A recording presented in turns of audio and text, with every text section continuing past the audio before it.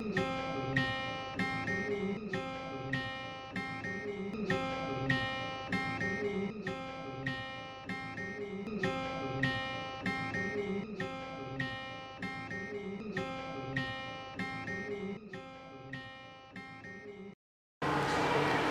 আলাইকুম। সুপ্রিয় ষষ্ঠ শ্রেণীর শিক্ষার্থী, সম্মানিত অভিভাবক এবং যারা আমাদের এই ক্লাস দেখতেছেন, সকলকে আমাদের অনলাইন ক্লাসের পক্ষ থেকে সুস্বাগত।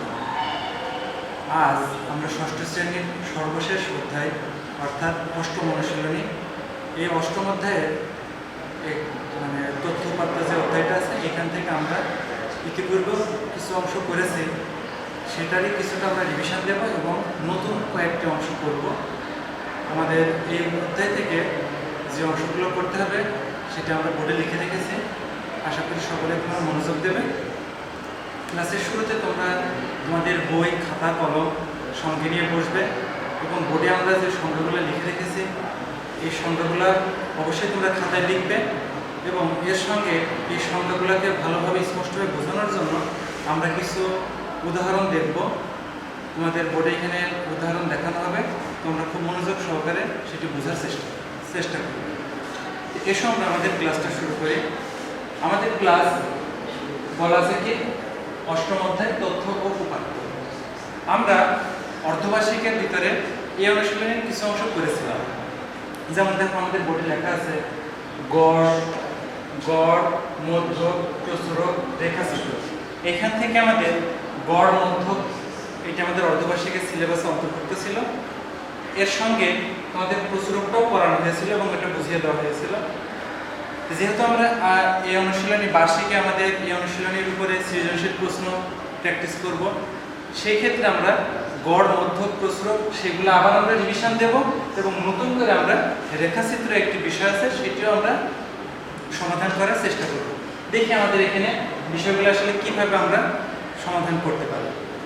প্রথমে আমাদের বলা আছে গড়। গড়ের সংজ্ঞাটা কি আছে এখানে লেখা, আমি বলে দিই। গড় এখানে বলা আছে সংগৃহীত উপাত্ত সমূহের সমষ্টিকে। উপাত্ত সমূহের সমষ্টি। উপাত্ত কোনগুলোকে আমরা বলি? আমাদের তথ্য উপাত্ত যে টপিকসটা আছে, এই টপিকসে উপাত্ত যে বিষয়টি আছে, উপাত্ত হচ্ছে আমাদের যে ক্ষুদ্র ক্ষুদ্র এক একটি তথ্য দেওয়া থাকে, এক একটা সংখ্যা। যেমন যদি বলা থাকে যে তোমাদের ষষ্ঠ শ্রেণীর 10 জন শিক্ষার্থীর বয়স দেওয়া আছে, বয়সগুলো কেমন থাকবে? দেখা 10, 11, 5, 11, কারো 12, এইভাবে আমাদের কি 10 জনের এরকম বয়স লেখা থাকতে পারে। অর্থাৎ কি আমাদের এই 10টা আছে সংখ্যা। এই 10টি সংখ্যা যেটা আমাদের দেওয়া থাকবে সেটাকে বলবো আমরা সংগৃহীত উপাত্ত। এই সংগৃহীত উপাত্ত সমূহের সমষ্টি। সমষ্টি কথার অর্থ হচ্ছে যোগ। তাহলে 10টি আমাদের একটা উদাহরণ হিসেবে আমরা যেমন বলছি যে আমাদের ধরে নাও এখানে 10 জন বয়স দেওয়া আছে এরকম 11, 10, 11, 12, 10, 10, 11, 12, 1, 2, 3, 4, 5, 6, 7, 8, 9, আরেকটা দেখা যাচ্ছে আমাদের 12। এই যেটা দেখা গেল যে আমাদের কয়েকটি এভাবে উপাত্ত দেওয়া আছে, 10 জনের এরকম বয়স উল্লেখ করা থাকলো, অর্থাৎ প্রত্যেকটা এক একটা উপাত্ত। এই উপাত্তগুলোর সমষ্টি, তার মানে কি এই সবগুলো উপাত্তের মান যোগ করব, সেটাকে বলবো আমরা সমষ্টি। এই সমষ্টিকে উপাত্ত সমূহের সংখ্যা দিয়ে ভাগ করে গড় পাওয়া যায়। তাহলে উপাত্ত সমূহের সংখ্যা, তাহলে আমাদের এখানে দুইটা কথা বললাম, একটা আছে উপাত্তের সমষ্টি আর একটা আছে উপাত্ত সমূহের সংখ্যা। আমরা এখানে কয়টা সংখ্যা বলেছি, কয়টা উপাত্ত আছে? 10টি। তার মানে উপাত্তের সংখ্যা আছে 10। আর এই সবগুলা উপাত্তকে একসঙ্গে যদি যোগ করি সেটাকে পাবো আমরা উপাত্তের সমষ্টি। তাহলে সমষ্টিকে সংখ্যা দিয়ে ভাগ করলে আমরা একটা সংখ্যা পাবো, সেই সংখ্যাটাকে বলবো আমরা কি? এই উপাত্ত সমূহের গড়। আশা করি তোমরা সকলে বুঝতে পেরেছো। এই উপাত্তের গড় নির্ণয়ের একটি সূত্র দেওয়া আছে। গড় সমান কি হবে? উপাত্ত সমূহের সমষ্টি আর এই যে একটি দাগ দেওয়া, অর্থাৎ কি একটি ভাগ। আমরা যে বলেছিলাম উপাত্ত সমূহের সংখ্যা দিয়ে ভাগ করা, তাহলে এই দাগ দেওয়ার অর্থটা হচ্ছে ভাগ। কি দিয়ে ভাগ করব? নিচে যেটি লেখা আছে সেইটি দিয়ে আমরা ভাগ করব, উপাত্ত সমূহের সংখ্যা। তাহলে উপাত্ত সময়ের সংখ্যা কত? 10। তো জানো আমাদের যদি এখানে 10 জন শিক্ষার্থী না হয়, যদি আমাদের এমন থাকে যে 8 জন শিক্ষার্থী, অথবা আমাদের বললো 20 জন শিক্ষার্থী, বিভিন্ন রকম সংখ্যা হতে পারে।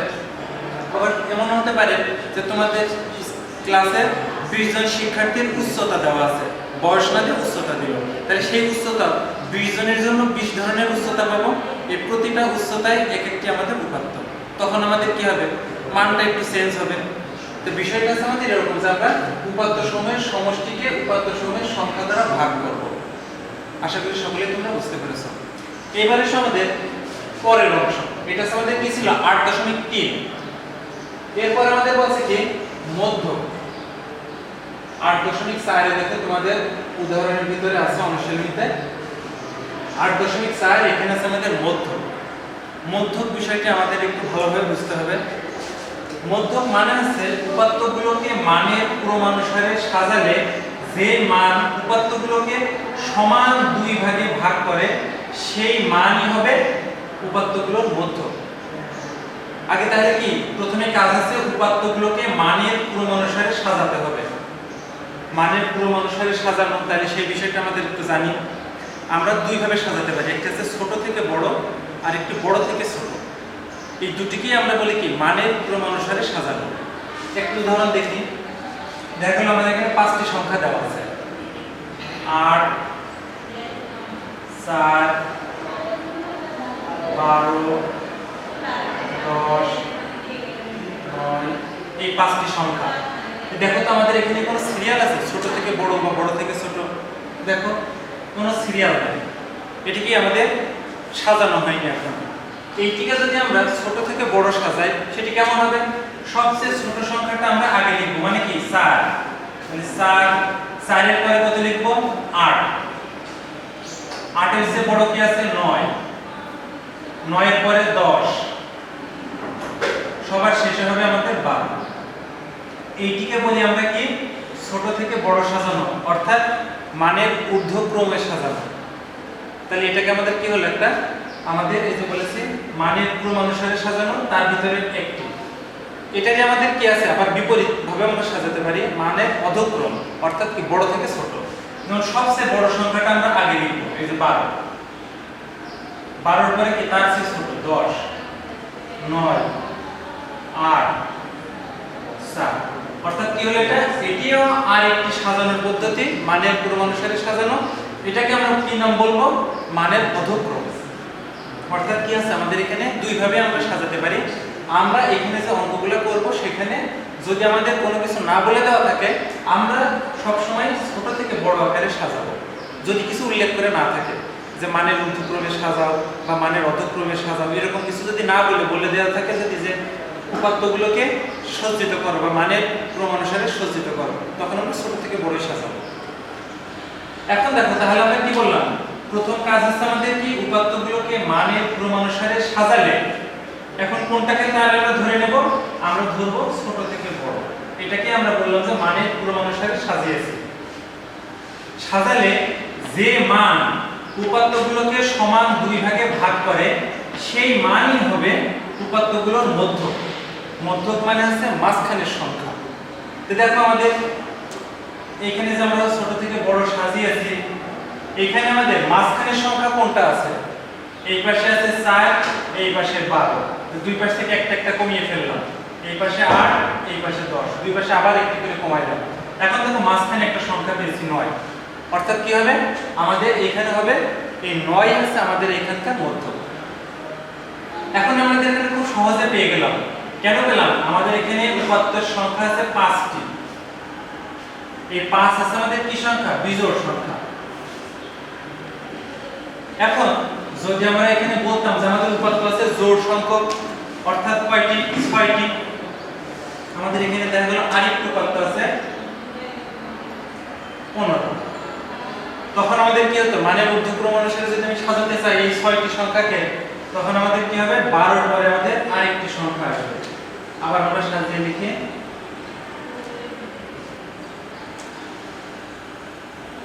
এটা কি হবে আমাদের? 4, 8, 9, 10, 12, তাহলে এখানে দেখো আমাদের 6টি উপাত্ত আছে। এখন দেখো আমরা যে দুই পাশ থেকে, আমরা তো এটা ছোট থেকে বড় সাজিয়েছি একই পদ্ধতি। এই পাশ থেকে একটা বাদ দিলাম, এই পাশ থেকে একটা বাদ দিলাম, এই পাশ থেকে একটি, ওই পাশ থেকে একটি। আমরা মাঝখানের দিকে আসতে চাচ্ছি, এই জন্য দুই পাশ থেকে বাদ দিচ্ছি। এখন দেখো এখান থেকে এখানে বাদ দিলাম, মাঝে তো আর কিছুই নাই। এখন তাহলে আমাদের মধ্যক কি হবে? আমাদের তাহলে এখানে মধ্যক আছে, এই যে মাঝখানে যে সংখ্যা দুটি পেয়েছি তাদের গড়। অর্থাৎ কি হলো, দেখো তোমাদের এখানে লেখা আছে উপাত্তের সংখ্যা বিজোড় হলে মধ্যক হবে ক্রমানুসারে সাজানোর মধ্যম মান। যেটা আমি আগে দেখিয়েছিলাম, যখন আমাদের 5টি উপাত্ত ছিল তখন এখানে 9 হয়েছিল আমাদের মধ্যক। এখন যেহেতু 6টি উপাত্ত আমাদের এখানে, তাহলে কয়টা হলো? জোড়। জোড়ের ক্ষেত্রে কি হবে? উপাত্তের সংখ্যা জোড় হলে মধ্যক হবে ক্রমানুসারে সাজানোর মধ্যম পদ দুটির গড়। তাহলে আমাদের মধ্যম পদ দুইটা কে কে আছে? একটি আছে 9 আর একটি আছে 10। তাহলে এদের গড়, তাহলে এদের গড় আমরা কিভাবে করব? গড় করা আমরা ইতিপূর্বে আমরা শিখেছি গড়টা কিভাবে করতে হয়। আমাদের এখানে কি করব? এই উপাত্ত দুটিকে আমরা যোগ করব, মানে সমষ্টি। তাহলে যোগ করলে কত হবে? 9 যোগ 10। এখানে উপাত্ত মোট কয়টি? দুটি। তাহলে এই যোগফলকে আমরা ভাগ দিয়েছিলাম, কোন সংখ্যাতে ভাগ দেব? উপাত্তের সংখ্যা। দেখো তোমাদের গড় যেখানে আমরা করেছি একটু আগে, ওই সেখানে গড়ের আমাদের সূত্রটি লেখা আছে। তাহলে আমরা উপাত্তের সংখ্যা দিয়ে ভাগ দেব। তার মানে এখানে উপাত্ত আছে 2টি। তাহলে এখন আমরা গড় নির্ণয় করছি। 9 আর 10 যোগ করলে কত হবে? 19। আর উপাত্ত নিচে তো 2 আছে, তাহলে 2 দিয়ে 19 কে ভাগ করলে কত হবে? 9.5। তাহলে এটি হচ্ছে আমাদের এখানকার মধ্যক। আশা করি সকলে তোমরা বুঝতে পেরেছো। যদি কারো বুঝতে সমস্যা হয় বারবার ভিডিওটি দেখবে। এরপরে আমাদের আসছে প্রচুর। প্রচুরকের ক্ষেত্রে আমরা কি করব?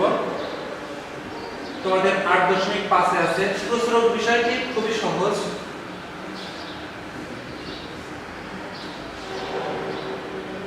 তোমাদের বইয়ের 8.5 এই পাঠের ভিতরে আছে প্রচুরক। প্রচুরকের সংখ্যাটা দেখো আমি লিখেছি, উপাত্তগুলোর মধ্যে যেই সংখ্যা বা সংখ্যাগুলো সর্বাধিক বার আছে তাকে প্রচুরক বলে। মানে কি, আমাদের যখন আমরা উপাত্ত দেখব কয়েকটি, সেখানে আমাদের এমন হতে পারে যে একই সংখ্যা বার দুই একবার রিপিট হয়েছে। যেমন একটু আগে আমরা কয়েকটা, ওই যে বললাম যে আমাদের 10 জন শিক্ষার্থীর বয়স দেওয়া আছে, সেখানে কি কি আমাদের এরকম উদাহরণ লিখেছিলাম না? যেমন 11, 10, 10, 12, 11, 11, 12, 10। এই ক্ষেত্রে আমরা কি কয়েকটি উপাত্ত লিখেছিলাম? কয়েকটা 1, 2, 3, 4, 5, 6, 7, 8, 9, 10। দেখো আমাদের এখানে মোট উপাত্ত আছে কয়টি? 10টি। তাহলে এখানে আমরা প্রচুরকটা চিনব কিভাবে? আমাদের দেখো একই সংখ্যা সবচেয়ে বেশিবার যেটা আছে, দেখো আমাদের সংখ্যাতে বলা আছে উপাত্তগুলোর মধ্যে যে সংখ্যা বা সংখ্যাগুলো সর্বাধিক বার আছে তাকে প্রচুরক বলে। তাহলে এখানে আমরা দেখব যে কোন সংখ্যাটা সর্বাধিক বার আছে। এখন দেখি 12 কয়বার আছে? 12 আছে আমাদের কয়বার? 1, 2, 3, অর্থাৎ 12 আছে 3 বার। 11 আছে কতবার? 1, 2, 3, 4। 12, 11 আছে আমাদের 4 বার। 10 কয়বার? 1, 2, 3 বার। 10 আছে আমাদের 3 বার। এখন দেখো আমাদের এখানে 12 আছে 3 বার, 11 আছে 4 বার, 10 আছে 3 বার। তাহলে কোন সংখ্যাটা আমাদের সবচেয়ে বেশি বার আছে? অবশ্যই তোমরা বুঝতে পারছো যে 11 সংখ্যাটি সবচেয়ে বেশি বার আছে, এটি 4 বার আছে। তাহলে এখানে কি হবে? 11 সংখ্যাটি হবে আমাদের প্রচুরক। আমরা যখন অঙ্ক করব, অঙ্ক করার সময় আরো ভালোভাবে তুমি দেখতে পাবে। তবে এখন তুমি এই সংখ্যা এবং উদাহরণগুলো ভালোভাবে মিলিয়ে বোঝার চেষ্টা করো। আমাদের এখানে একটি সংখ্যা পেয়েছি, সেটি হচ্ছে আমাদের 4 বার আছে। আমাদের এমনও হতে পারে যে এখানে যে বয়সগুলো আমরা হিসাব করলাম, আমাদের দেখা যাচ্ছে যে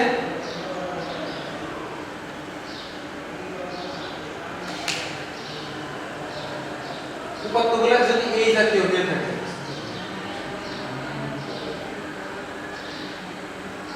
এখানে দেখো তো 12 আছে কয়বার? 1, 2, 3, 4। তাহলে 12 আছে আমাদের 4 বার, 11 4 বার, 10 আছে 2 বার।